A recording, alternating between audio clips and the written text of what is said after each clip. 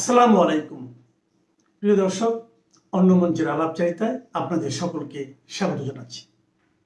আসসালামু আলাইকুম, আদাব এবং নমস্কার। শেখ হাসিনা দেশে ফেরার ঘোষণা দেবার পর থেকে সবচেয়ে বেশি যে প্রশ্নটি আমরা শুনেছি সেটা হলো যে নেত্রী কি সত্যিই দেশে ফিরবেন এবং যদি ফেরেন তিনি কবে ফিরবেন। এবার সেই প্রশ্নের জবাব শেখ হাসিনা নিজেই দিয়েছেন বিশ্বখ্যাত সংবাদ সংস্থা রয়টারের সাথে এক টেলিফোন ইন্টারভিউতে। দীর্ঘদিন যে প্রশ্নের উত্তরটি আপনারা জানতে চেয়েছিলেন সেই উত্তরটি শেখ হাসিনা অবশেষে নিজেই দিয়েছেন এবং সেটি তার এই নির্বাসিত জীবনের প্রথম টেলিফোন সাক্ষাৎকারের মাধ্যমে রয়টার্সকে তিনি জানিয়েছেন।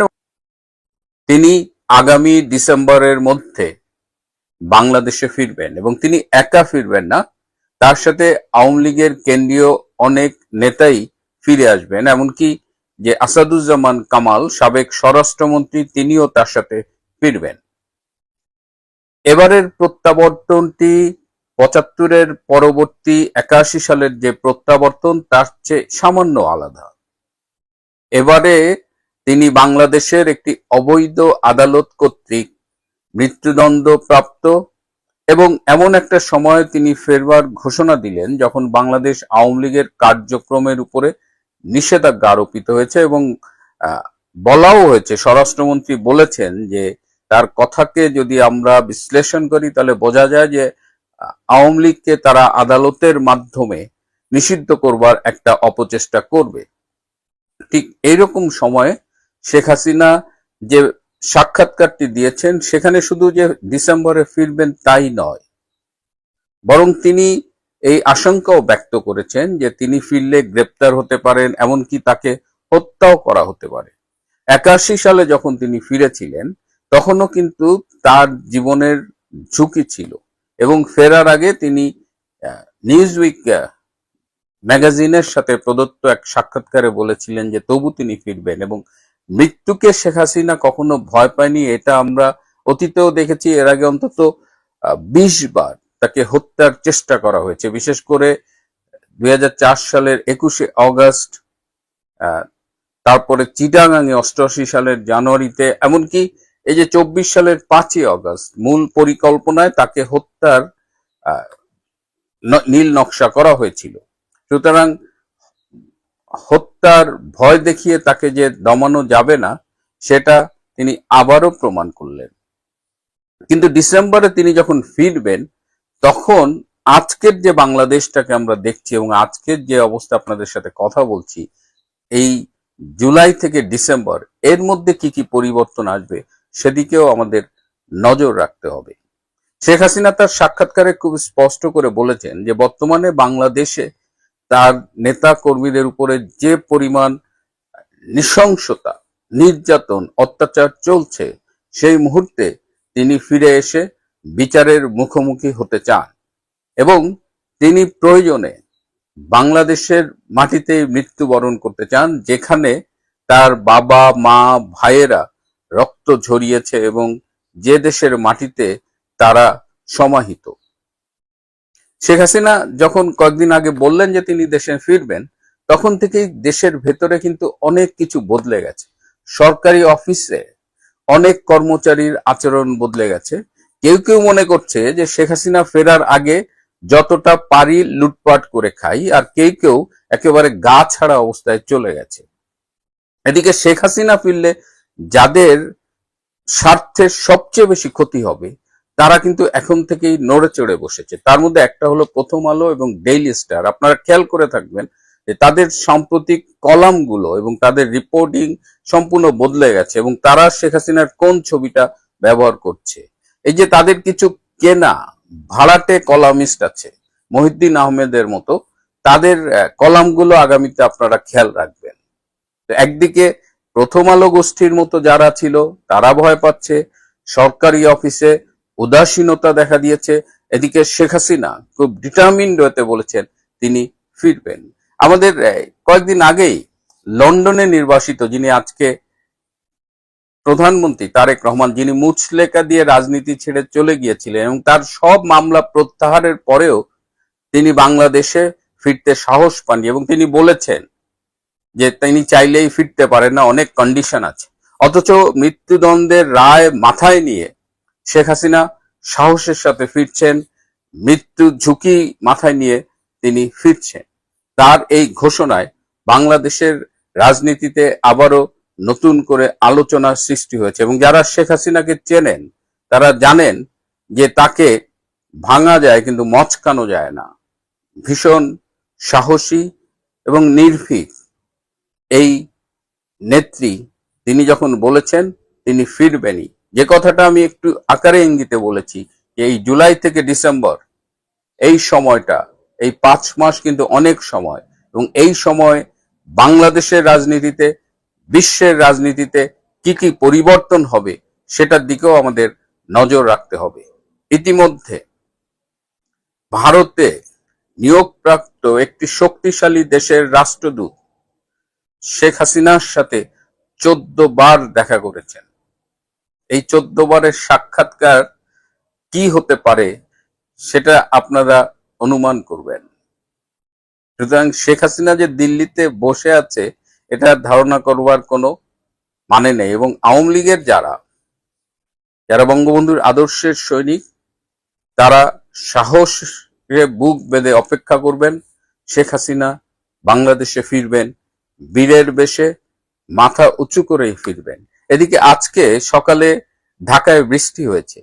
সেই বৃষ্টি ভেজা শহরে বাংলাদেশের পররাষ্ট্রমন্ত্রী ডক্টর খলিলুর রহমান অনেকটা নিভৃতে আমেরিকার উদ্দেশ্যে বাংলাদেশ ত্যাগ করেছেন।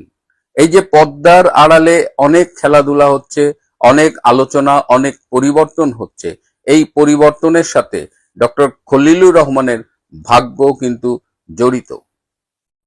যে উদ্দেশ্য নিয়ে বাংলাদেশে রেজিম চেঞ্জ করা হয়েছিল, আমেরিকার সেই উদ্দেশ্যটি ভালোভাবে পূরণ হয়নি, বরং যতটুকু অর্জন করেছে তার চেয়ে অনেক বেশি খুইয়েছে আমেরিকা এই ডক্টর ইউনূস গংয়ের পাল্লায় পড়ে।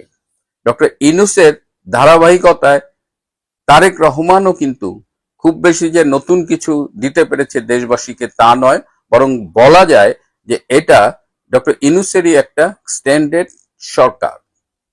এদিকে স্বজনপ্রীতির চমৎকার একটি উদাহরণ রেখেছেন বর্তমান বিএনপি সরকার।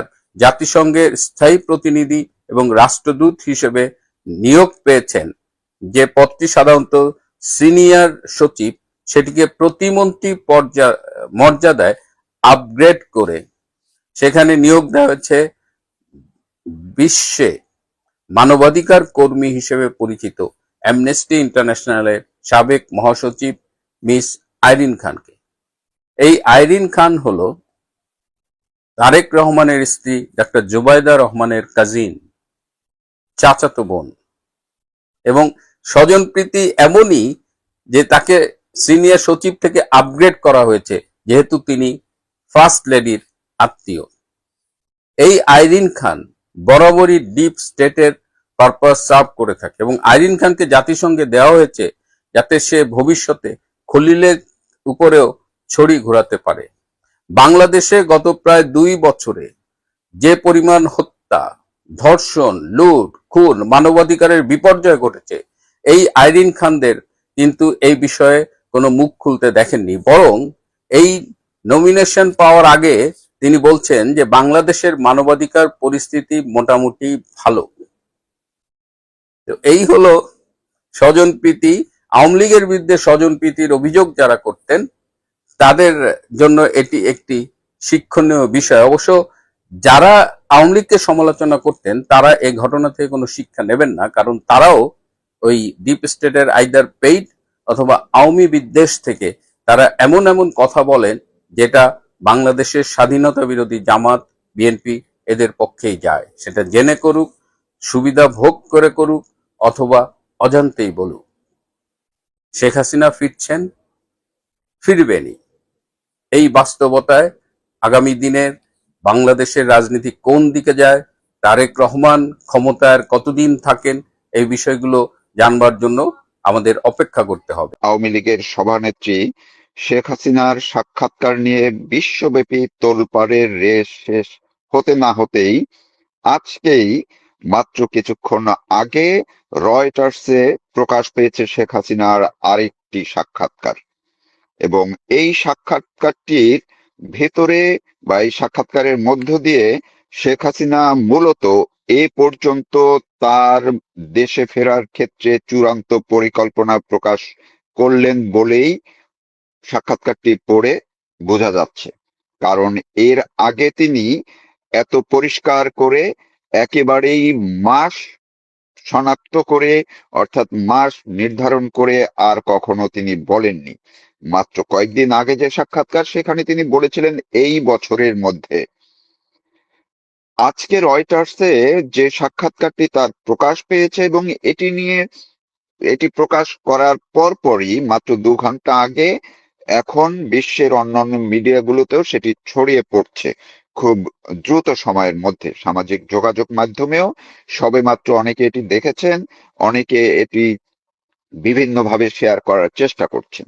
সাক্ষাৎকারে যে উল্লেখযোগ্য বিষয়গুলো বা যে পরিকল্পনার কথাটি বললাম শেখ হাসিনার, সেটি হচ্ছে তিনি পরিষ্কার করে বলেছেন এই বছরের ডিসেম্বরে তিনি দেশে ফিরে দলীয় নেতা কর্মীদের সহ আইনের কাছে যাবেন, অর্থাৎ আত্মসমর্পণ করবেন দলবলের সবাইকে নিয়ে। তিনি আবারও পুনর্ব্যক্ত করেছেন তার যদি মৃত্যু হয় তিনি দেশের মাটিতেই মরবেন, যেখানে তার পিতা মাতা এবং দেশের মানুষ রয়েছে। তিনি আবারও পুনর্ব্যক্ত করেছেন দেশে এখন আওয়ামী লীগের এবং সহযোগী সংগঠনের নেতা কর্মীরা চরমভাবে নিপীড়িত নির্যাতিত হচ্ছে, ফলে তিনি যে কোনো ভাবেই হোক তিনি দেশে ফিরবেনই। এবং এই ফেরাটা, এর আগেও তিনি দেশে ফেরার কথা বলেছেন। দেখুন, আমি আপনাদেরকে একটু স্মরণ করিয়ে দিতে চাই যে যারা বলছেন যে শেখ হাসিনা দেশে ফিরবেন কিনা সেটি নিয়ে অনেক ধোঁয়াশা আছে। প্রথম আলোর মতো পত্রিকা 2-3 দিন পর পরই কোনো না কোনো লেখককে দিয়ে তারা লেখা প্রকাশ করে যে শেখ হাসিনার দেশে ফেরার কথা আকাশ কুসুম কল্পনা। এর বিপরীতে শেখ হাসিনা কিন্তু ধাপে ধাপে তার পরিকল্পনাগুলো প্রকাশ করছেন। তিনি শুরুর দিকে বলেছেন তিনি দেশে ফিরবেন যে কোনো সময়, অর্থাৎ ততটা সময়টা তিনি নির্ধারণ করেননি, কিন্তু প্রথম দিকে বলেছিলেন দেশে ফিরবেনই, যা হোক, ফাঁসি হোক, জেল হোক, যা হোক। এরপরে তিনি বললেন এই বছরের মধ্যেই ফিরবেন, তার মানে আরেকটু স্পেসিফিক করে দিলেন। আজকে তিনি ফাইনালি বললেন ডিসেম্বরে ফিরবেন। এখন এই যে ডিসেম্বরে ফেরা, হতে পারে এই পরিকল্পনার কিছুটা ব্যত্যয় ঘটতে পারে, হতে পারে পরিকল্পনা যেটি তিনি প্রকাশ করেছেন কৌশলগত কারণে এর আগে বা পরেও হতে পারে, কিন্তু তিনি যে বললেন যেইভাবে একই দৃঢ়তার সঙ্গে যে দেশে তাদের নেতা কর্মীদের উপরে যেভাবে নিপীড়ন নির্যাতন চলছে এটি তিনি আর মানতে পারছেন না, আর মানবেন না। তিনি দেশে ফিরবেন, তার মৃত্যু ঝুঁকি আছে। আজকে রয়টার্সের সাক্ষাৎকারেও শেখ হাসিনা একই কথা বলেছেন, মৃত্যু ঝুঁকি আছে জেনেও তিনি দেশের মাটিতেই ফিরতে চান। তিনি বলেছেন যদি তার মৃত্যু হয়, সেটি যদি দেশে গিয়েও যাওয়ার পরে তার যদি মৃত্যু হয় হবে, তিনি দেশের মাটিতেই তিনি থাকতে চান, মারা যেতে চান। এইখানে রয়টার্সের যে সাক্ষাৎকারটি নিয়ে তোলপাড় চলছে, এটির যে আরেকটি দিক আছে, সেই দিকটি হচ্ছে তিনি বলেছেন সাক্ষাৎকারে রয়টার্সের সাংবাদিক তাকে যে প্রশ্ন করেছেন তার মুখে বা তার বিপরীতে তিনি বলেছেন যে তিনি দেশে ফিরবেন, কিভাবে ফিরবেন, কবে ফিরবেন, এইসব কোনো বিষয়ই সরকারের সঙ্গে কোনো তার যোগাযোগ হয় নাই, সরকারের সঙ্গে তিনি কোনো কথা বলেন নাই। ফলে যারা অনেকে মনে করছেন যে বাংলাদেশ আওয়ামী লীগ কিংবা শেখ হাসিনা হয়তো কোনো না কোনো মাধ্যম ব্যবহার করে বা সরকারের সাথে সমঝোতা করে তিনি দেশে ফিরবেন, আজকের এই রয়টার্সের সাক্ষাৎকারে তেমনটি মোটেই মনে হয়নি বা কোনো বোঝার কোনো কারণ নেই। কারণ তিনি পরিষ্কার করেছেন, যেইখানে একজন মানুষ যার বিরুদ্ধে মৃত্যুদণ্ডাদেশ রয়েছে, ফাঁসির আদেশ রয়েছে, তিনি যখন বলেন যে আমি জানি আমার মৃত্যু ঝুঁকি রয়েছে, তারপরও আমার মৃত্যু হলে, দেশে গেলে যদি আমার মৃত্যু হয়, হবে। আমার বাবা মা যেখানে আছেন, আমার নেতা কর্মীরা যেখানে আছেন, সেখানেই আমার রক্ত ঝরলে ঝরবে। ফলে এবং পাশাপাশি তিনি বলেছেন যে যত নেতা কর্মীরা নিপীড়ন নির্যাতন ভোগ করছে, এইটা তিনি তার মানে তিনি যে সরকারের বর্তমান যে কার্যক্রমের প্রতি তার যে অভিমত, সেটি কিন্তু তিনি ব্যক্ত করেছেন, যেখানে সমঝোতার কোনো সুযোগ বা চিন্তার কোনো অবকাশ তিনি রাখেননি। তিনি এইটিও বলেছেন একটি পর্যায়ে এসে যে এই যে তার যে মামলা চলছে কিংবা নেতা কর্মীদের যে মামলাগুলো চলছে, এটি ওই ডিসেম্বরে গিয়ে আইনগতভাবে তিনি সবাইকে নিয়ে তিনি আম, আদালতে আত্মসমর্পণ করবেন। এখন এই আদালতে আত্মসমর্পণের বিষয়গুলো নিয়েও নানানভাবে যারা কিছু কিছু জায়গায় আমি সামাজিক যোগাযোগ মাধ্যমে একটু দেখলাম যে যদি আদালতে আত্মসমর্পণ করেন, সেটি এখনই অনেক ধরনের আলাপ আলোচনা শুরু হয়ে গেছে আর কি। মাত্র এই 2 ঘন্টা আগে রয়টার্সের যে সংবাদটি, সেটির আহ, আলোকে। তো এই জায়গায় আমি যদি আরেকটা একটু আপনাদেরকে আরেকটা পয়েন্ট আমি একটু দেখে বলি, যাতে আমি ভুল না করি। সেটা হচ্ছে, তিনি পরিষ্কারভাবে দাবি জানিয়েছেন, সরকারের কাছে তিনি একটি দাবি জানিয়েছেন, সেটা হচ্ছে আওয়ামী লীগের নিষেধাজ্ঞা প্রত্যাহারের দাবিটি তিনি জানিয়েছেন। তো এই জায়গাগুলোতে এখন আজকে রয়টার্স যেইভাবে তার সাক্ষাৎকারটি প্রকাশ করলো সরাসরি নিজেরা, এবং এই সাক্ষাৎকারটি নিয়েছেন তাদেরই যে দিল্লির রিপোর্টার, তিনি এটি নিয়েছেন, কৃষ্ণা এন দাস। তো রয়টার্স শেখ হাসিনার এই সরাসরি সাক্ষাৎকারটি প্রকাশের আগে, মাত্র কয়েকদিন আগে যে এনডিটিভির সাক্ষাৎকারটি, তারাও ওইভাবে এনডিটিভিকে সোর্স হিসেবে ব্যবহার করে তারাও প্রকাশ করেছিলেন। তো বাংলাদেশের গণমাধ্যম এখনো, গণমাধ্যমের উপরে নিষেধাজ্ঞা আরোপ করা আছে। শেখ হাসিনার সাক্ষাৎকার তো দূরের কথা, তার কোনো নিউজও ছাপা যাবে না। যারা সামাজিক যোগাযোগ মাধ্যমে তার কোনো বক্তব্য প্রকাশ করে, তাদের বিরুদ্ধে সরকার ব্যবস্থা নিচ্ছে বিভিন্ন ভাবে।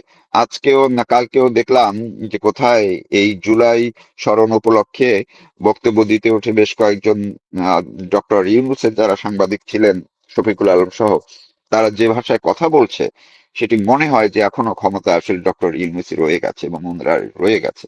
ফলে বাংলাদেশের এই কোন গণমাধ্যম শেখ হাসিনার কোনো সংবাদ ছাপাতে পারছে না, নিষেধাজ্ঞা আছে। ওই ডক্টর ইউনূসের সময়ে আরোপিত নিষেধাজ্ঞা বহাল রয়েছে। এই বিএনপি সরকার কিন্তু সেই নিষেধাজ্ঞা প্রত্যাহার এখন পর্যন্ত করেনি। তো তাতে কি শেখ হাসিনার সাক্ষাৎকার, বক্তব্য, সেটাকে আটকে রাখা যাচ্ছে? বরং দেশে যতটা আটকে রাখছে, বন্ধ করে রাখছে, দেশের বাইরে আন্তর্জাতিক মিডিয়া ততই শেখ হাসিনার সাক্ষাৎকার নেওয়ার জন্য, প্রকাশের জন্য যে তারা আরো আগ্রহী হয়ে উঠছে, সেটি কিন্তু আজকে রয়টার্সের মতো আন্তর্জাতিক শীর্ষ গণমাধ্যম দেখিয়ে দিয়েছে, প্রকাশ করে দিয়েছে যে শেখ হাসিনা কতটা দৃঢ় একজন নেত্রী হিসেবে, সাহসী একজন নেত্রী হিসেবে তিনি আবির্ভূত হয়েছেন। এখন বহির্বিশ্বের কাছে এরকম একটি চাপের মধ্যে থেকে, এরকম তাকে দেশ থেকে যেইভাবে ভারতে পাঠানো হয়েছে সামরিক প্রক্রিয়ার মধ্য দিয়ে, সেইখানে থেকেও দেশান্তরী একজন মানুষ, একজন নেত্রী, তিনি তার বক্তব্যটি উপস্থাপন করেছেন। রয়টার্স কিন্তু তাকে বাংলাদেশের নেত্রী হিসেবেই বলেছে। ফলে যারা আওয়ামী লীগকে নিষিদ্ধ করার জন্য, এখন দল হিসেবে নিষিদ্ধ করার জন্য কথা বলছেন, তাদেরও এই কথাগুলো আর আন্তর্জাতিক মিডিয়া কিংবা আন্তর্জাতিক ফোরামে শেখ হাসিনার অস্তিত্ব সেটি কিন্তু খুবই আলাদা, বিপরীতমুখী। এই জায়গাগুলো এই সরকারের কিংবা যারা আছেন, যারা আওয়ামী লীগের বিরুদ্ধে এখনো বিভিন্নভাবে প্রক্রিয়া জোরালো করার চেষ্টা করছেন, তাদেরও বোঝার সময় হয়ে গেছে। আমি শেষ করছি এই কথাটুকু বলে শেখ হাসিনার এই পুরো সাক্ষাৎকারের মধ্যে পরিষ্কারভাবে বোঝাই যায় যে শেখ হাসিনা আগের চেয়ে এবং সরকারে থাকা শেখ হাসিনা কিংবা সরকারে থাকা আওয়ামী লীগের চেয়ে বিরোধী দলের আওয়ামী লীগ যে অনেক শক্তিশালী, সেটি যে ঐতিহাসিক সত্যি, সেটি গত 2 বছর পর্যন্ত অনেকে এটি নিয়ে প্রশ্ন তুললেও যে না, আমরা তো সেই আওয়ামী লীগকে দেখছি না, যারা পুরনো আওয়ামী লীগকে চিনেন। আজকের সাক্ষাৎকারে মনে হলো সেই সাহসী শেখ হাসিনা, দুর্বিনীত শেখ হাসিনা বাংলাদেশের নেত্রী হিসেবে যে আবার দেশে মাটিতে ফিরবেন, সেটি তিনি নির্ভয়ে তার সাক্ষাৎকারে প্রকাশ করে দিয়েছেন, বলেছেন। তার সাক্ষাৎকারের প্রতিটি ভাষা, বাক্য আপনারাও প্রয়োজনে খুঁজে রয়টার্স দেখতে পারেন, এবং বাংলাদেশের কোন কোন মিডিয়া অবশ্য ইতিমধ্যেই দেখলাম এটি প্রকাশ করা শুরু করেছে, আপনারা সেটিও দেখতে পারেন। ধন্যবাদ। ওই সময় কিন্তু ওই সংশোধনীর পরে কিন্তু মার্শাল ল আসার সুযোগ ছিল না, কারণ মার্শাল ল আসলেও তাদেরকে সবাই ওই শাস্তি ভোগ করতে হবে, নাইলে ফেরত যেতে পারবে না। কিন্তু আজকে এটা বাতিল করার পরে কিন্তু কালকে মার্শাল ল আসলে তাদের কোনো বিচার হবে না, তারা সালাম আলাইকুম দিয়ে চলে আসতে পারবে, বা যে কোনো ফর্মে আপনার বিশ্বমোড়লরাও যদি বলে যে আপনাকে বসাই দেবে, সেটা তারা করতে পারবে, তাদের কোনো শাস্তি হবে না, কারণ ওইটা এখন আর নাই। কিন্তু যে অপরাধটা ঘটে গেছে আইন থাকা অবস্থায়, সেটি নিয়ে যদি 10 বছর 20 বছর পরেও কেউ প্রশ্ন তুলতে চায়, আইনি ব্যাখ্যা, সেটা নিশ্চয়ই আদালতে তখন সমাধান হবে। তবে সেই সুযোগ থাকছে তাদের। কেউ যদি ওই রকম পরিকল্পনা করে থাকে যে এইটা বাতিল করে ইউনূস সাহেবের যে কোনো ভবিষ্যৎ প্রসিডিং ঠেকানো, এটা সম্ভব হবে না। কারণ আপনি জানেন যে বাতিল যেটা করেছে সেখানে বলে নাই কোর্ট যে এই আইনটা রেট্রোস্পেক্টিভ এফেক্ট বাতিল করা হলো, অর্থাৎ 5ই আগস্ট থেকে এটা বাতিল করা হলো, তা কিন্তু বলে নাই। যেদিন রায় হয়েছে ওদিন থেকে বাতিল, অর্থাৎ ওদিনের আগে সাংবিধানিক যদি কোনো ব্যত্যয় থাকে, কেউ যদি কখনো মনে করে যেটা তারাকে হাইলাইট করে সামনে নিয়ে আসবেন, সে সুযোগ তাদের থাকছে। ওইটা আপনার এন্ডিং হয়ে যায় না। যখন নাকি এই তত্ত্বাবধায়ক সরকারের রিভিউ শুনানি আসলো, তখন তো এই তত্ত্বাবধায়ক করার জন্য যারা জীবন দিয়ে দিল, বিএনপি, জামাত এবং সবাই, তখন তো তারাই বললো কোর্টে আমরা এখন চাই না। তাহলে এখন বুঝেন, তা উদ্দেশ্যটা বোঝা যায়। তখন তারা কোর্টে প্রকাশ্যে বলেছেন আমরা এখন চাই না। কোর্ট জিজ্ঞেস করছে যে রায় দিলে তো এটা এখন কি হবে, আপনারা কি করতে চাচ্ছেন, রায় দিলে তো এটা এনফোর্স হয়ে যাবে। তারা বলছে না মাই লর্ড, আমরা এখন চাই না। তাহলে এই যে যারা তত্ত্বাবধায়কের জন্য আপনার জীবন দিয়ে দিলেন, তারা কোর্টে দাঁড়াই বলতেছেন এখন চাই না। এখানে বোঝা যায় এটাও একটা ফুটবলের মতো খেলা চলতেছে। এখন এই ফুটবলের খেলায় কোন দিকে কি হবে, কোন দিকে গোল হবে, এটা এখনো বলা যায় না। সেটি হচ্ছে যে হাইকোর্টের রায় বহাল রাখলো আপিল বিভাগ, তত্ত্বাবধায়ক সরকার ইস্যুতে গণভোটও ফিরে এলো। প্রশ্ন হচ্ছে যে মানুষের একটা মন্তব্য এর মধ্যে গড়ে উঠেছে যে যখন যে সরকার আসে, সরকারের পালস অনুযায়ী আদালতের রায়গুলো আসে। আপনি একজন সিনিয়র আইনজীবী হিসেবে কতটুকু মন্তব্য করবেন এইখানে, আপনার প্রতিক্রিয়া কি হতে পারে? ধন্যবাদ আপনাকে এবং আমাকে সংযুক্ত করার জন্য। যারা শুনছেন সকলকে আমার পক্ষ থেকে শুভেচ্ছা। দেখুন, এই আলোচনাটা আপনার সাধারণ মানুষ অনেকেই করে, আইনজীবীরাও করে, এবং পারসেপশন যদি বলেন, সে পারসেপশনটাকে ইচ্ছা করে তো আমি হাত দিয়ে এটা গুটিয়ে ফেলতে পারবো না। Perception is perception. তবে একজন আইনজীবী হিসাবে আমি যখন আলোচনা করব, সেখানে নিশ্চয়ই আমাকে কতগুলো গাইডলাইন মেনে আলোচনা করতে হবে, প্রেজেন্ট সিচুয়েশন আলোচনা করতে হবে। তো একদম যদি কেউ বলে যে আপনার সরকার পরিবর্তন হলে সরকারে যারা থাকে সেই সরকার সমর্থকদের খুব বিপক্ষে গিয়ে রায় দেওয়া, সেটা অনেক ক্ষেত্রে যে হয় না, এটা তো বাস্তব প্রমাণ আছে আমাদের, তাই না? আবার সরকারের বিপক্ষে গিয়ে রায় হয়, সেটারও প্রমাণ আছে। এই যে 16 সংশোধনী, যখন আপনি জানেন এস.কে সিনহাবাবু যখন তাড়িয়ে দেওয়া হলো পদ থেকে, সেই রায়টা কিন্তু সরকারের বিপক্ষে হয়েছিল। যদিও রাষ্ট্রপতি ভবনে অ্যাটর্নি জেনারেল, আইনমন্ত্রী সহ, প্রধানমন্ত্রী সহ এস.কে সিনহাবাবুকে ডেকেছিলেন, ওখানে বলেছিলেন রায়টা এইভাবে দেওয়ার জন্য, কিন্তু উনি কিন্তু দেন নাই। এবং ওই রায়টা কিন্তু ওই সরকারের সময় সরকারের বিরুদ্ধেই হয়েছে। বিরুদ্ধে হওয়ার পরে তৎকালীন অবশ্য কিছু কনসিকুয়েন্স হয়েছে, সেটা ঠিক আছে, কনসিকুয়েন্স তো যে কোনো সময় হতে পারে। সেই কারণে যদি আপনি মনে করেন যে ওই শিক্ষা থেকে কেউ যদি কোনো শিক্ষা নেয় সেটাকে তো আপনি অমূলক বলতে পারবেন না, তাই না? অমূলক বলা যাবে না, কারণ আমরা তো এটাও দেখেছি যে ফাঁসির মামলা একের পর এক খালাস হয়ে যাচ্ছে, তারা সংসদে বসে যাচ্ছে, এটা তো আমাদের চোখের দেখা, তাই না? রাইট। আবার এটাও দেখেছি যে আপিল না করেও বিদেশে বসে অনেকের আপিল অ্যালাউ হয়ে গেছে, তারা খালাসপ্রাপ্ত হয়ে গেছে, এবং পরিবর্তনের পরে আপিল বিভাগ থেকে একটার পর একটা সব দুর্নীতি থেকে শুরু করে সব মামলা খালাস। এই কারণেই মানুষের মনে ওই পারসেপশনটা তৈরি হয়। এবং আরো একটা উদাহরণ আমি দেব, সেটা হলো অন্তর্বর্তীকালীন সরকারের সময় এই রায়টা আজকে যেটা বলা হচ্ছে এটা কিন্তু নতুন কিছু না। আপনি জানেন যে যখন রিভিউটা পেন্ডিং এবং 5ই আগস্টের পরে আপনার সবাই ধারণা করছিলেন যে রিভিউ শুনানি হলে এইটি আপনার পরিবর্তন হয়ে তত্ত্বাবধায়ক সরকার এনফোর্স হয়ে যাবে, এটা কিন্তু সবার ধারণা। এবং তখন একটা রায়ও হলো রিভিউতে, তা সেই সমস্যার সবাই কিন্তু আবার পুরো 15তম সংশোধনী চ্যালেঞ্জ করে আপনার বদিউল আলম মজুমদার সাহেব একটা রিট পিটিশন করলেন, সেখানে অন্যরাও পক্ষ হয়েছে। সেখানে কিন্তু হাইকোর্ট অন্তর্বর্তীকালীন সময় এবং আপিল করে আমি যে জাজমেন্টের পরে যে কথাটা শুনলাম, আইনজীবী বললেন, অ্যাপিলেন্টের আইনজীবী বদিউল আলম মজুমদার সাহেবের আইনজীবী, সে বললো যে একটা ঐতিহাসিক দিন। তার মানে ওনারা কিন্তু জিতে গেলেন, ওনারা যা চাইছিলেন সেটাই হয়েছে। তো ওনারা কেন পুরো আপিলটা করলেন, এখানে আমার মনে একটু সন্দেহ হয় যে আপিলটাও মনে হয় কোনো একটা পারপাসফুলি করা হয়েছিল। কারণ ওই সময় অন্তর্বর্তীকালীন সরকার যখন ছিল, অন্তর্বর্তীকালীন সরকারকে আপনি জানেন অনেকেই এটিকে লিঙ্গার করার জন্য অনেক প্রক্রিয়া ছিল। তা আদালতের কোনো একটা প্যাসপোজ দিয়ে কোন রকম লিঙ্গারের কোনো সুযোগ সৃষ্টি হয় কিনা সেই রকম একটা ধ্যান ধারণা থেকে এটা করা হতে পারে। কারণ না হলে ওনারা আপিল করলেন, আপিলে হেরে গেলেন, ওনার তো বলা করা ছিল যে আমরা সন্তুষ্ট নয়, কিন্তু ওনারা বললেন যে এটা ঐতিহাসিক দিন, ওনারা ঐতিহাসিক রায় হয়েছে। তো ঐতিহাসিক রায় হলে তাহলে আপনি হাইকোর্ট যে রায় দিল তত্ত্বাবধায়ক সরকার পুনর্বহাল, সেটার বিরুদ্ধে আপনি আপিল করলেন কেন, তাই না? সেটার বিরুদ্ধে তো আপনি আপিল করার দরকার ছিল না। তাহলে এই বিষয়গুলো এখনো রাজনৈতিক বিশ্লেষক যারা আছেন, রাজনৈতিক গবেষণা যারা করেন, তারা অনেক কিছু অ্যানালাইসিস করে বের করতে পারবেন। আমি আইনজীবী, সেখানে হয়তো অতটা পারবো না, কারণ অতটা আমাদের যোগাযোগ নাই রাজনীতিবিদদের সঙ্গে বা কথাবার্তা হয় না। তা আমি যতটুকু মনে করি যে টোটাল জিনিসটাই হলো অন্তর্বর্তীকালীন সরকার এটা আগেই সেটেল হয়ে গেছে, রাজনৈতিক দলও চায়, সবাই যায়, কোর্টও বলে দিছে, কিন্তু এটি নিয়ে ফার্দার আরো যে সমস্ত খেলা চলছে সেগুলো নিয়ে মানুষের মনে একটা সন্দেহ জাগে যে এখন যে রায়টা হলো, এই রায়টা এখন কিন্তু রেস্টোরটাই থেকে গেল, কারণ তত্ত্বাবধায়ক সরকার প্রধান কে হবে এগুলো কিন্তু পার্লামেন্ট করতে পারবে, কারণ এখানে তো কোনো কোর্ট কোনো ডাইরেকশন দেয় না যে না চিফ জাস্টিস হতে পারবে না, এরকম কিছু বলে না। রেস্টোর আগে 58 যেভাবে ছিল ওইভাবেই রেস্টোর হয়েছে। জোর করে কেউ ক্ষমতা দখল করলে বা অবৈধ উপায়ে ক্ষমতায় এলে তাদের সর্বোচ্চ শাস্তি হবে, মৃত্যুদণ্ড হবে। এই দুটো পঞ্চদশ সংশোধনী ছিল, এটাও বাতিল করা হয়েছে। আমরা যেটুকুই জানি, আপনার কাছে শুনতে চাই যে এই দুটি বাতিল করার কারণ কি, এই দুটি অপশন।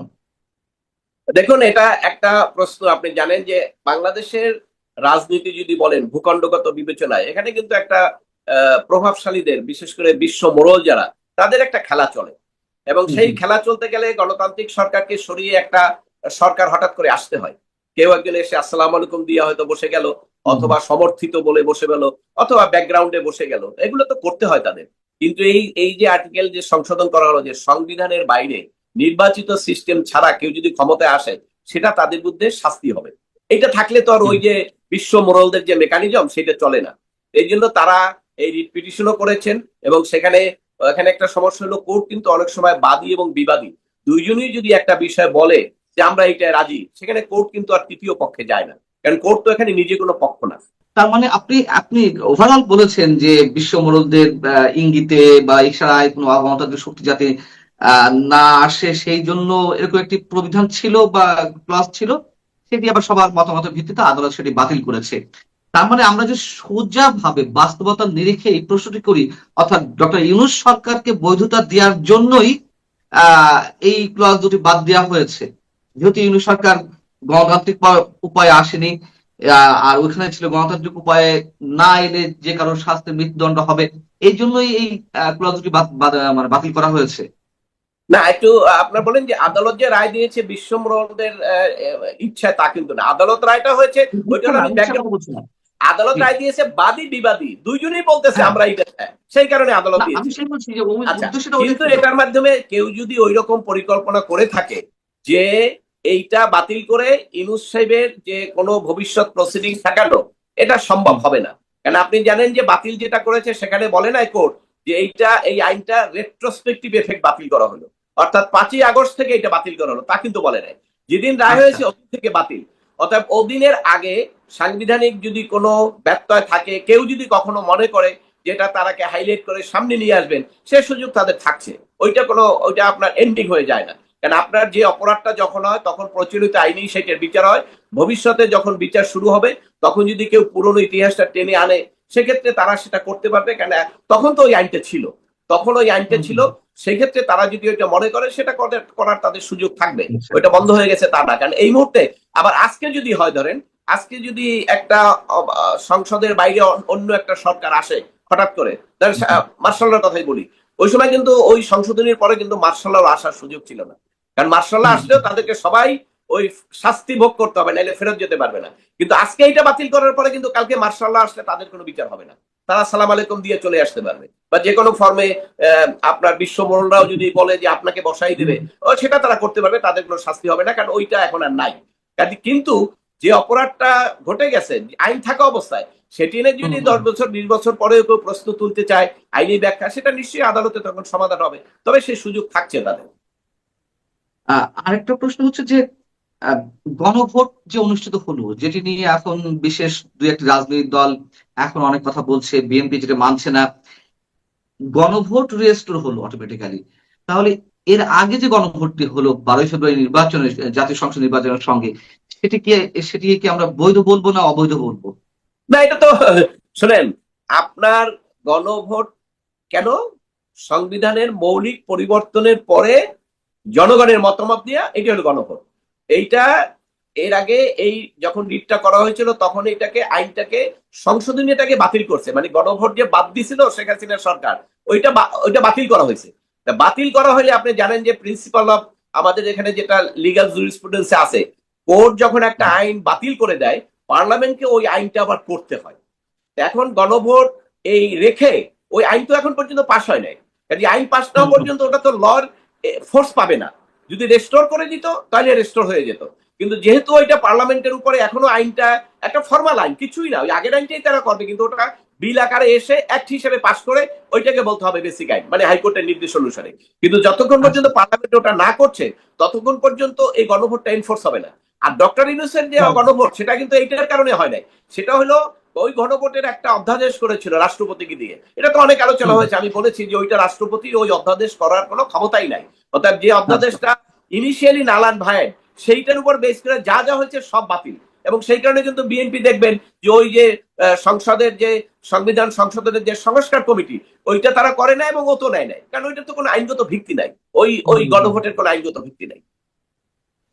এখন আমার প্রশ্ন উঠা থাকে যে এই যে যেই দল একসময় তত্ত্বাবধায়ককে অভিহিত করেছিল পাগল এবং শিশু ছাড়া কেউ কিছু বোঝে না, আবার চাপের মুখে গণ আন্দোলনের মুখে সেই দলের মাধ্যমেই তত্ত্বাবধায়ক ইস্যু সংসদে পাশ হলো, তাই না? আচ্ছা, পরবর্তীতে যেই দল আবার তত্ত্বাবধায়কের জন্য আন্দোলন করেছিল আওয়ামী লীগ, তারা আবার এটি বাদ দিয়ে দিল। পরবর্তীতে আবার যেই দল বাদ দিতে চাচ্ছিল, মানে কখনোই চায়নি, তারা আবার এই তত্ত্বাবধায়কের জন্য আন্দোলন করছে। আবার সেই তত্ত্বাবধায়ক যখন মানে রেস্টোর না যখন প্রতিষ্ঠা হলো, আমরা দেখলাম একসময় কে এম হাসান সাবেক প্রধান বিচারপতি, তার বয়স বাড়ানোর জন্য একটা কৌশল অবলম্বন করা হচ্ছে, যেটা এই কেন্দ্র করে 2006-এর শেষের দিকে যে লগি বৈঠক যুদ্ধ যেটা সংগঠিত হলো, যার মধ্য দিয়ে ওয়ান রিভেন সরকার এলো। অর্থাৎ এই যে তত্ত্বাবধায়ক ফিরে এলো, তাতে করে কি আপনার মনে হয় যে আমাদের সব সমস্যার সমাধান হয়ে গেল? এটাকে নিয়েও আবার কেউ মিস ইউজ করবে না, নতুন নতুন কৌশল অবলম্বন করার সুযোগ থাকবে না? না, সেটা আমি মনে করি না। কেন আপনি জানেন যে ফুটবল খেলায় বলটা উপর টার্গেট করে এই যে বিভিন্ন ভাবে আক্রমণ করা যখন গোল পোস্টে ঢোকে তখন ওইটা উইন করে। ফুটবল খেলা হলে এটা নিয়ম। আর রাজনীতিতেও কিন্তু একটা খেলা চলে, সেটা হলো যে একটা থিওরি। ওই থিওরিটা নিয়ে আপনার নাড়াচাড়া হয়, কেউ থ্রো করে, কেউ প্রতিরোধ করতে করতে আলটিমেটলি থিওরিটা এস্টাবলিশড হইতে হয়। এখন এই যে রাজনীতিবিদদের যে খেলা তত্ত্বাবধায়ক নিয়ে, এটা ইনিশিয়ালি যখন শাহাবুদ্দিন শেখ প্রথম হলেন ওই সময়টা অত বিতর্ক ছিল না, কিন্তু তারপর থেকেই তত্ত্বাবধায়ক নিয়ে রাজনীতিতে একটা আলোড়ন সৃষ্টি হয়ে গেল। কেউ পক্ষে বিপক্ষে, আগে যারা বিপক্ষে তারা এখন পক্ষে আসে, যারা এখন যদি আওয়ামী লীগ রাজনীতি করতে পারে, বা তারা তো অলরেডি বলছে দেখবেন আগামী নির্বাচন আওয়ামী লীগ করবে তত্ত্বাবধায়কের অধীনে, কিন্তু তারা কিন্তু তত্ত্বাবধায়ক সরকার বাদ দিয়েছিল। আবার বিএনপি এখন ক্ষমতায়, অলরেডি কালকে জামাতে ইসলামের যে আইনজীবী বা অন্যান্যদের বক্তব্য শুনলাম, তাতে আমার কাছে মনে হলো যে তারাও একটা আশঙ্কা করতেছে তত্ত্বাবধায়ক এইভাবে থাকবে কি থাকবে না, কারণ পরিবর্তনের ক্ষমতাটা তো পার্লামেন্টের আছে, 2/3 মেজরিটি বিএনপি। তারা ইচ্ছা করলে তত্ত্বাবধায়ক সরকারের আইনটা কালকে পরিবর্তন করে বলে দিতে পারে যে বাংলাদেশ ব্যাংকের গভর্নর হবে প্রধান উপদেষ্টা। এইটা কিন্তু বাধা নাই, কারণ ওই রেস্টোর করেছে শুধু আইনটা, কিন্তু প্রসিডিওরটা পার্লামেন্ট তো ক্ষমতা আছে, তাদের 2/3 মেজরিটি আছে। এখন এই জন্য হয়তো এখন যারা বিরোধী দল আছে তারা আশঙ্কা করতেছেন যে বিএনপি আবার কি করে ফেলে। ধরেন আপনার সংশোধন তো করতে পারবে, 2/3 আছে, 2/3 করে যদি তারা একটা নতুন ফর্মুলা বাইর করে যেটার মাধ্যমে আলটিমেটলি নিরপেক্ষ নির্বাচনের যে প্রত্যাশা এটা পূরণ হবে কিনা তো বলা যায় না। কারণ রাজনীতিতে থাকলে, ক্ষমতায় থাকলে সবাই আইন কানুন সংবিধান সবকিছু তারা তাদের মতো খেলে, তাদের মতো। যেমন ফুটবল, যেমন মেসি যখন গোল দেয় ও বলটা তার পায়ে রেখে ঘুরাতে ঘুরাতে গিয়ে গোল পোস্টে যেতে হয়, আর রাজনীতিবিদরাও এই সংবিধান আইন থিওরি সবকিছু তারা ঘুরিয়ে ঘুরিয়ে এমন জায়গায় নিয়ে কিছু কাজ করে যেটার মাধ্যমে আলটিমেটলি তাদের যে গোল, রাজনৈতিক উদ্দেশ্য, সেইটা তারা আপনার অ্যাচিভ করতে চায়। অতএব সেই ক্ষেত্রে আমি বলবো যে এটা কোনো এই যে তত্ত্বাবধায়ক সরকার নিয়ে ফাইনাল সেটেলমেন্ট, এটা আমি তখনই বুঝেছি যখন নাকি এই তত্ত্বাবধায়ক সরকারের রিভিউ শুনানি আসলো। তখন তো এই তত্ত্বাবধায়ক করার জন্য যারা জীবন দিয়ে দিল, বিএনপি, জামাত এবং সবাই, তখন তো তারাই বললো কোর্টে আমরা এখন চাই না। তাহলে এখন বুঝেন, তা উদ্দেশ্যটা বোঝা যায়। তখন তারা কোর্টে প্রকাশ্যে বলেছেন আমরা এখন চাই না। কোর্ট জিজ্ঞেস করছে যে রায় দিলে তো এটা এখন কি হবে, আপনারা কি করতে চাচ্ছেন, রায় দিলে তো এটা এনফোর্স হয়ে যাবে। তারা বলছে না মাই লর্ড, আমরা এখন চাই না। তাহলে এই যে যারা তত্ত্বাবধায়কের জন্য আপনার জীবন দিয়ে দিলেন, তারা কোর্টে দাঁড়াই বলতেছেন এখন চাই না। এখানে বোঝা যায় এটাও একটা ফুটবলের মতো খেলা চলতেছে। এখন এই ফুটবলের খেলায় কোন দিকে কি হবে, কোন দিকে গোল হবে, এটা এখনো বলা যায় না। তবে তত্ত্বাবধায়ক সরকার যে হতে হবে সেটা আদালতের মাধ্যমে সেটেল হয়ে গেছে। পদ্ধতি কে হবে প্রধান উপদেষ্টা অমুক সেগুলোর এখনো আইনগত সুযোগ আছে। এইটা নিয়ে হয়তো রাজনৈতিক একটা ধোঁয়াশা বা বিরোধী দলের একটা সন্দেহ সৃষ্টি হয়েছে। এটা আমার মনে হয় যে বিএনপি যদি অতি দ্রুত তত্ত্বাবধায়ক সরকার যেটা পার্লামেন্টে আইন পাস করবেন ওই যে প্রসিডিওরের ব্যাপারে যদি তারা করে ফেলেন, তাহলে এই বিতর্ক কিন্তু আর থাকবে না। নইলে কিন্তু এই বিতর্ক নিয়ে কিন্তু রাজনীতিতে দেখবেন অনেক ওলটপালট হবে, এবং একসময় কিন্তু হয়তো অনেকে মনে করবে যে বিএনপি মনে হয় তত্ত্বাবধায়ক সরকার চায় না। আমার মনে হয় যে সেই জিনিসটাকে, সেই সুযোগটা না দিয়ে বিএনপির উচিত হবে পার্লামেন্টে ইমিডিয়েটলি তত্ত্বাবধায়ক সরকারের কোনো যদি সংশোধন থাকে তাহলে সেটা পার্লামেন্টে বিল এনে তারা এটা করে ফেলা উচিত। এটা 2 মাসের মধ্যেই করা যায়, এবং সেটা করে ফেললে, কারণ এখানে তো বড় বিতর্ক করতে পারবেন না, তত্ত্বাবধায়ক থাকতে হবে। শুধু আপনার উপদেষ্টা কয়জন হবে, প্রধান উপদেষ্টা কি, এই জিনিসটা আপনি পরিবর্তন করবেন, এটা করে ফেলেন 2 মাসের মধ্যে। জনগণের প্রত্যাশা যেভাবে আছে সেভাবে যদি হয়ে যায় তাহলে তো আর সেটা বিতর্ক করবে না কেউ। তখন মনে করবেন আপনারাও তখন তত্ত্বাবধায়ক আগে যেভাবে চিন্তা করছিলেন। কিন্তু এখানে সন্দেহ আছে, ওই যে আমারই সন্দেহ হয়ে গেছে। কারণ যে বললাম যখন নাকি তত্ত্বাবধায়ক সরকার কোর্ট দিতে চাইলো তখন বললো যে না না আমরা এটা চাই না, কারণ বিএনপি জামাত সবাই ডক্টর ইউনূসের সমর্থক ছিলেন। অর্থাৎ ওই তত্ত্বাবধায়ক সরকার তখন আসলে ইউনূসকে পদত্যাগ করে আবার রাষ্ট্রপতির অধীনে তত্ত্বাবধায়ক সরকারের প্রধান হিসেবে সে আপনার নিয়োগ নিতে হতো। কিন্তু উনি রাষ্ট্রপতির হাতে আর নিয়োগ দিতে চান না, রাষ্ট্রপতিকে উনি ব্লক করে রেখেছেন, উনি রাষ্ট্রপতিকে কোনো পাত্তা দেন নাই। 18 মাসে উনি যে দুঃশাসন করেছেন, আইন কানুন সবকিছু ভেঙে এই যে গণভোটের আদেশ করলেন, বলেন এটা কোনো আদেশ হলো? এটা তো বিএনপির যারা আইনজীবী তারা তো বলছি, বিএনপির যারা রাজনীতি করেন তারাও তো বলছেন যে এরকম কোনো ক্ষমতাই নেই। সালাউদ্দিন সাহেবের বক্তব্য শুনেছেন মনে হয়। কারণ গণভোট নিতে গেলে পরে এটা একটা সংবিধানের অংশ, এই প্রশ্নটা একটা মৌলিক প্রশ্ন, এবং সেই ক্ষেত্রে আপনি ওই আইনটা পার্লামেন্টে পাস না হওয়া পর্যন্ত আপনি কিভাবে গণভোটের বিষয়টা চিন্তা করেন? গণভোট তো রেস্টোর হয় নাই, গণভোট বাতিল হয়েছে, বাতিল হওয়ার পর আইনটা তো করতে হবে, আইনটা করে আপনি কিভাবে করবেন? এই সমস্ত বিতর্ক এখনো আছে। আমরা জানি না কি হবে এখনো। যে আশঙ্কা আপনার, যে আশঙ্কা আপনার এইরকম আশঙ্কা অনেকেরই আছে। লেটস সি ভবিষ্যতে কি ঘটে। মানে এটির ব্যাখ্যা একটু যদি সহজ করে বলতেন যে গণভোটের অপশনও বাতিল হয়েছিল এবং তত্ত্বাবধায়ক ইস্যু বাতিল হয়েছিল, এখন আবার পঞ্চদশ সংশোধনী বাতিল করার কারণে তত্ত্বাবধায়ক রেস্টোর হচ্ছে, তাহলে গণভোট কেন রেস্টোর হবে না? এই রেস্টোরটা তো হচ্ছে আদালতের রায়ের মাধ্যমে, এটা তো অটোমেটিক হয় না। জিনিসটা একটু ক্লিয়ার করা দরকার। শোনেন, আদালত যখন কোনো একটা আইন বাতিল করে, সেই বাতিল করার পরে ওই আইনটা, আগের আইনটা তো মৃত, এবং উনি বাতিল করার পরে মৃত আইনটাকে পার্লামেন্টে জীবিত করতে হয়। আর কোর্ট যদি নিজে রেস্টোর করে দেয়, নিজেই যদি জীবন দিয়ে দেয়, তাহলে পার্লামেন্টের আর সেটা করার কিছু নাই। তবে পদ্ধতি বিষয়ে সৈয়দ রিফাত আহমেদ সাবেক প্রধান বিচারপতি তিনি একটা প্রশ্ন তুলেছিলেন যে এখন যদি রেজিস্টার হয়, তত্ত্বাবধায়ক ফিরে আসে, মানে গত 2025-এর নভেম্বরের দিকে সম্ভবত, বলছিলেন যে প্রধান উপদেষ্টা কে হবে, মানে তিনি ওইটার পরেই তো আপনি দেখেছেন, আমি একটু আগে বলেছি, ওইটার পরেই কিন্তু বাদী বিবাদী সব এক হয়ে গেল। মিয়া বেবে কি বলে, মিয়া বিবি রাজি কেয়া করেগা কাজী, একটা কথা আছে না?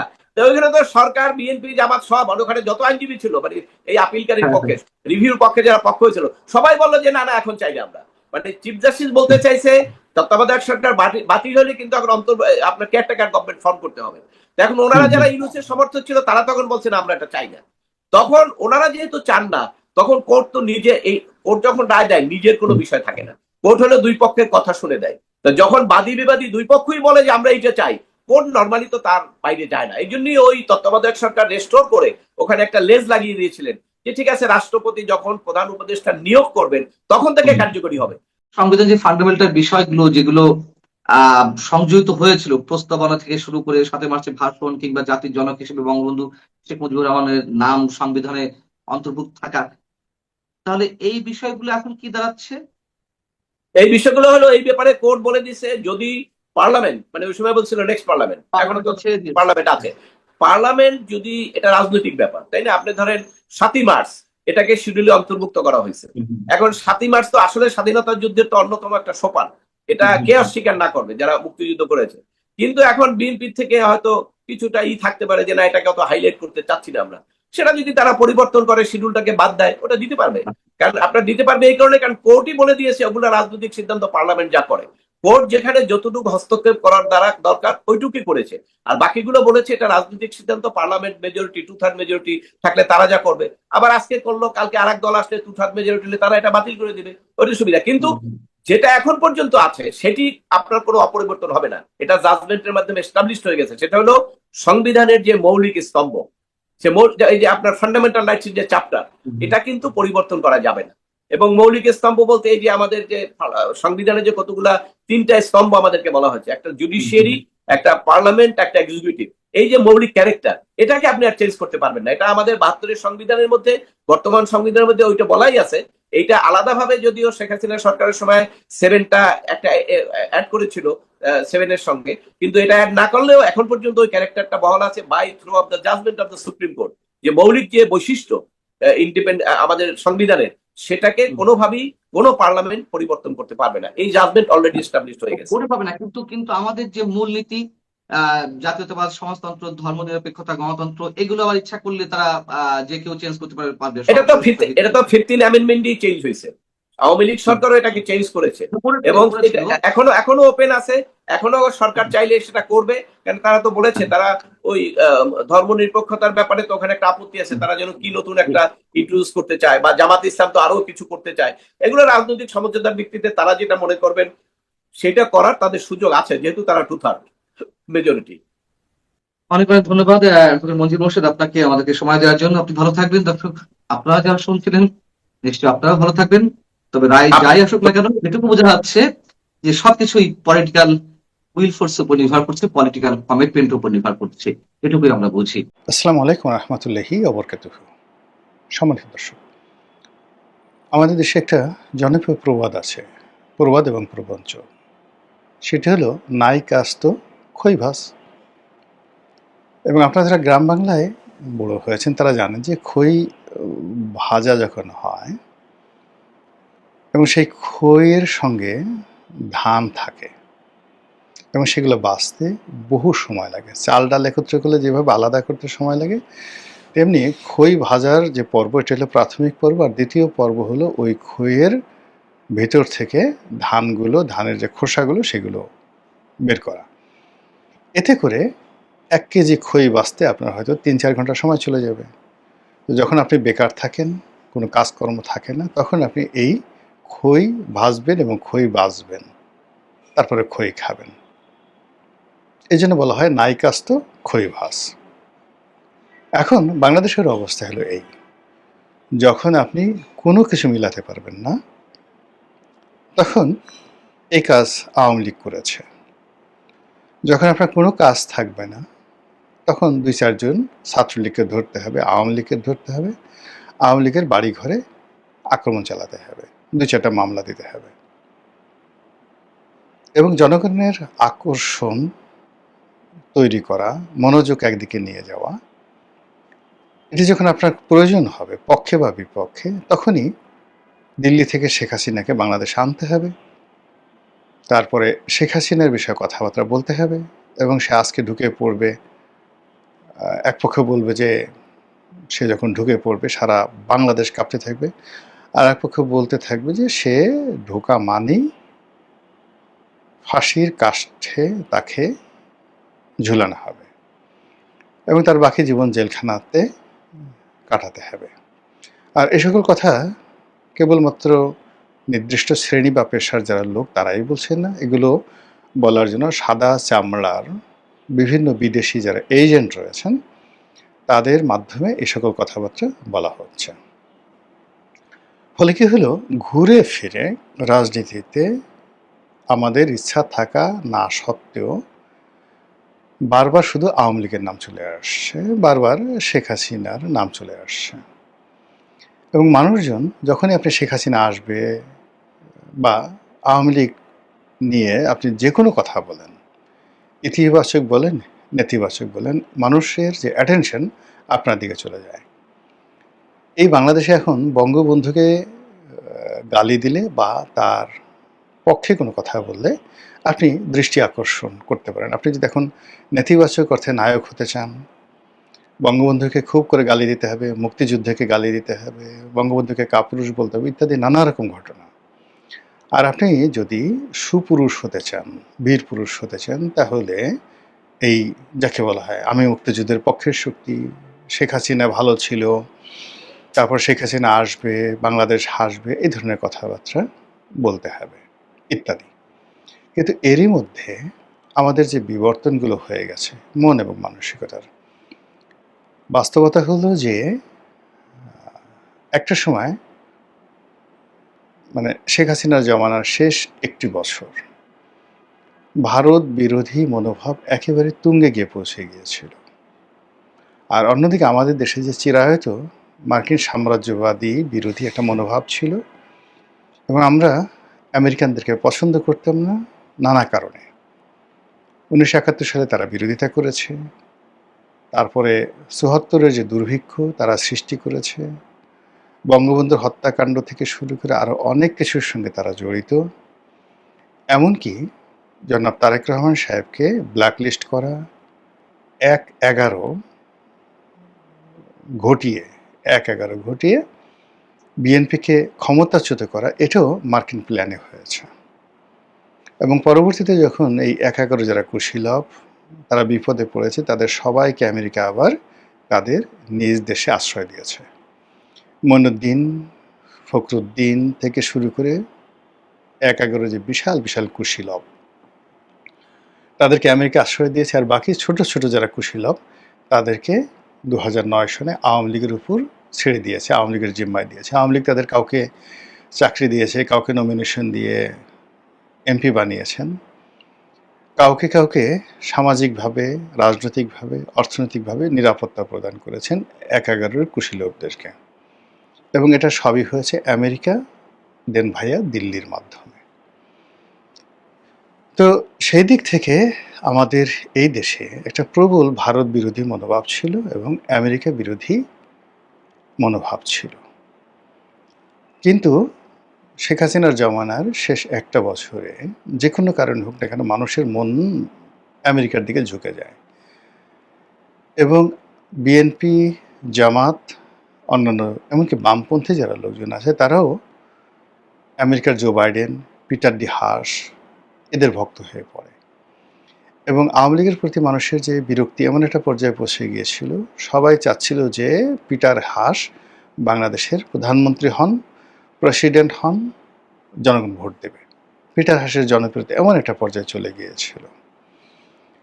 কিন্তু সেই পিটার হাস, ডোনাল্ড লু, এমনকি আমরা বহু মানুষ ডোনাল্ড লুকে শান্তির অবতার মনে করতাম, যে সে কেন আসে না।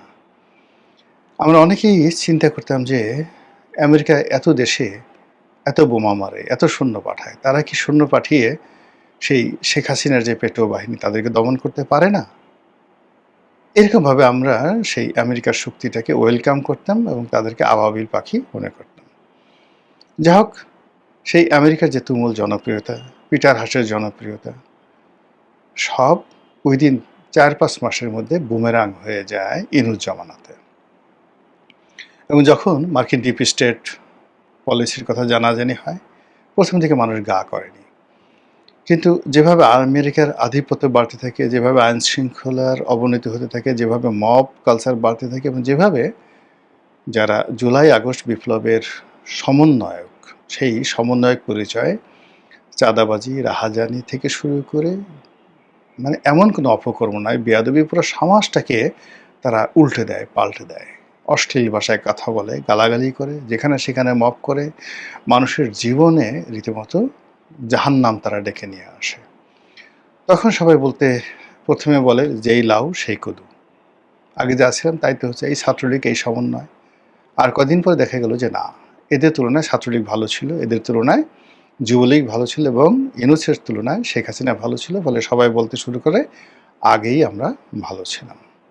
জাস্ট আফটার 3-4 মান্থ, এবং ধীরে ধীরে ধীরে ধীরে সেই আমেরিকার বিরুদ্ধে মানুষের জনমত আবার সে আগের মতো হতে থাকে, এবং পিটার ডিহাস রাতারাতি, ডোনাল্ড লু পিটার ডিহাস রাতারাতি ভিলেনে রূপান্তরিত হন। তো এই যে তারা ভিলেনে রূপান্তরিত হলেন, এবং সেই রূপান্তরিত হতে হতে আমেরিকা বুঝলেন যে তাদের হাতে সময় বেশি নাই, ক্ষমতা খুব দ্রুত পরিবর্তন করতে হবে, হতে হবে, অথবা যদি আমরা এটা নিজেরা নেগোসিয়েশন না করি, তাহলে শেখ হাসিনার বিরুদ্ধে যেভাবে একটা গণ অভ্যুত্থান হয়েছে, ইউনূসের বিরুদ্ধে তার সাথে আরও বড় ম্যাসিভ গণ অভ্যুত্থান হবে।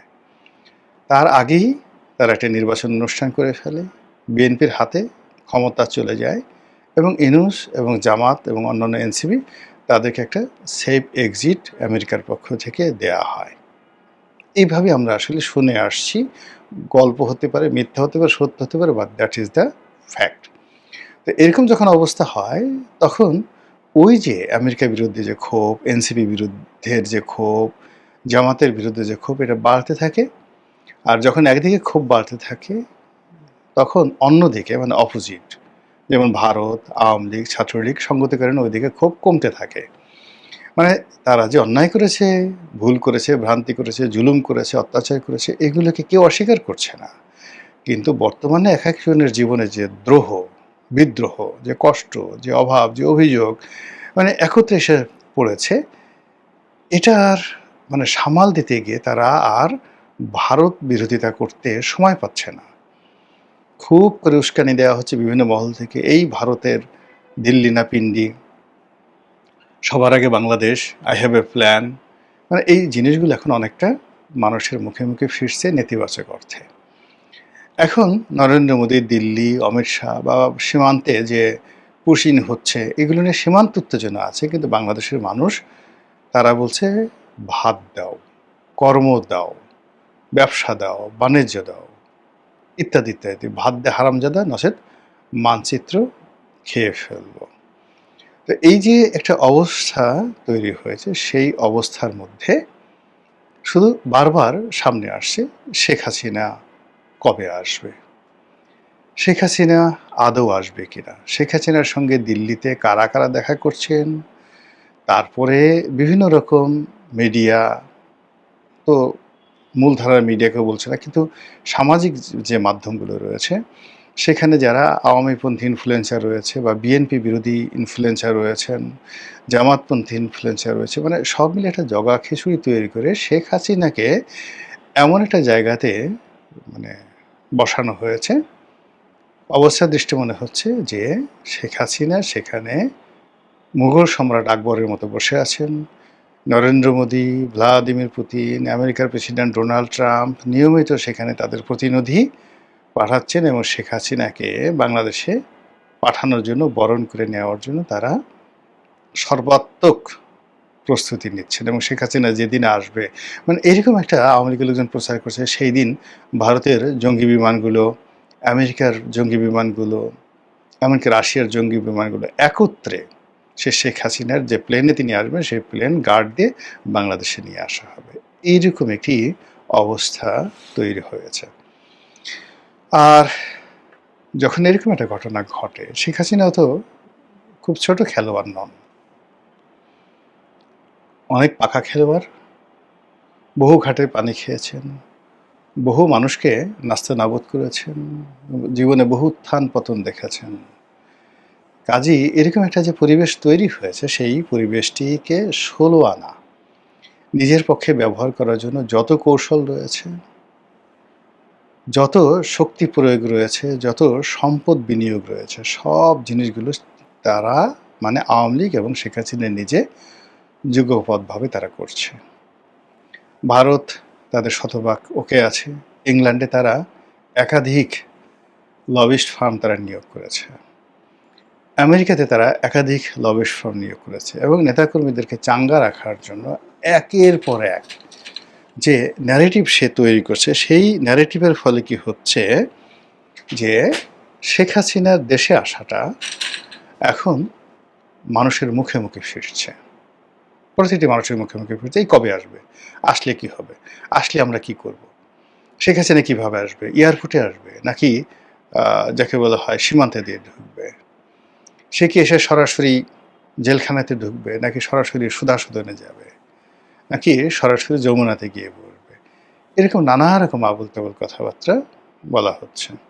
পক্ষের লোক মানে তারা বলার চেষ্টা করছে সে আসলে সব কিছু কাঁপতে থাকবে, সে আসলে তছনছ হয়ে যাবে। আর সরকারে যারা লোকজন আছে তারা একটা যারা অতি জ্ঞানী তারা চুপ হয়ে বসে আছে, দেখি কি হয়, বেশি কথা না বলাই ভালো। আরেকটি গ্রুপ তারা বলার চেষ্টা করছে যে আরে আসুক, আমরা কি তখন তাকে ফুলের মালা নিয়ে তাকে বরণ করার জন্য বসে থাকবো নাকি, আসলে দেখা যাবে, তখন দেখা যাবে। আরেকটা গ্রুপ বলার চেষ্টা করছে পূবের সাথে পশ্চিমে বসে গেলেও সে আসতে পারবে না, এবং এই জন্য নানা রকম তথ্য এবং উপাত্ত হাজির করা হচ্ছে। এরই মধ্যে দল হিসেবে আওয়ামী লীগকে নিষিদ্ধ করা, আদালতের আদেশে নিষিদ্ধ করা, আবার দল হিসেবে এটাকে সিদ্ধ করা, অর্থাৎ যে আইন করা হয়েছে পার্লামেন্টে সেই আইনকে আবার রহিত করা, এই বিষয়গুলো নিয়ে কিন্তু খুব আলোচনা হচ্ছে। আওয়ামী লীগকে রিকনসিলিয়েশন করা, আওয়ামী লীগকে চিরতরে ব্যান্ড করা, বিকল্প শক্তি হিসেবে আওয়ামী লীগকে ব্যবহার করা, পুরো জিনিসের মধ্যেই বারবার শুধু আওয়ামী লীগের নাম চলে আসছে, শেখ হাসিনার নাম চলে আসছে এবং তার দেশে ফেরার কথা চলে আসছে, এবং একই সঙ্গে আবার ডক্টর মোহাম্মদ ইউনূসকে নিয়ে কিন্তু আলোচনা হচ্ছে, নতুন করে আলোচনা হচ্ছে, তারেক রহমান সাহেবকে নিয়ে আলোচনা হচ্ছে, তাকে ভয় দেখানো হচ্ছে। তিনি ভয় পাচ্ছেন বা না পাচ্ছেন ডাজ নট ম্যাটার, কিন্তু তাকে প্রচণ্ডভাবে ভয় দেখানো হচ্ছে যে আপনার বাবার মতো আপনিও বিপদে পড়বেন, আপনার বাবা কথা শুনেননি, আপনি আমাদের কথা শুনেন, ঢাকার বাইরে যাবেন না আর ঘর থেকে বেরোবেন না। একবার যদি তাকে ভয় দেখানো যায় এবং ঘরের মধ্যে আবদ্ধ রাখা যায়, তাহলে বিএনপিকে আচ্ছা মতো কাট্টুস করে বিএনপির যারা প্রতিপক্ষ তারা একেবারে ক্ষমতার দ্বার প্রান্তে চলে যেতে পারে, এবং 5 বছর তো দূরের কথা, 5 মাসও হয়তো তাদেরকে অপেক্ষা করতে হবে না যদি তারা বিএনপিকে ভয় দেখাতে পারে। এবং সেই কাজগুলো জলে স্থলে অন্তরিক্ষে প্রতিটি পক্ষ করে যাচ্ছে। তার বিপরীতে বিএনপি কী করছে বা কী করবে সেটি এখন দেখার বিষয়। মহান আল্লাহ আমাদের সবাইকে হেদায়েত দান করুন এবং হেফাজত করুন। আসসালামু আলাইকুম রহমতুল্লাহি ওয়া বারাকাতুহু।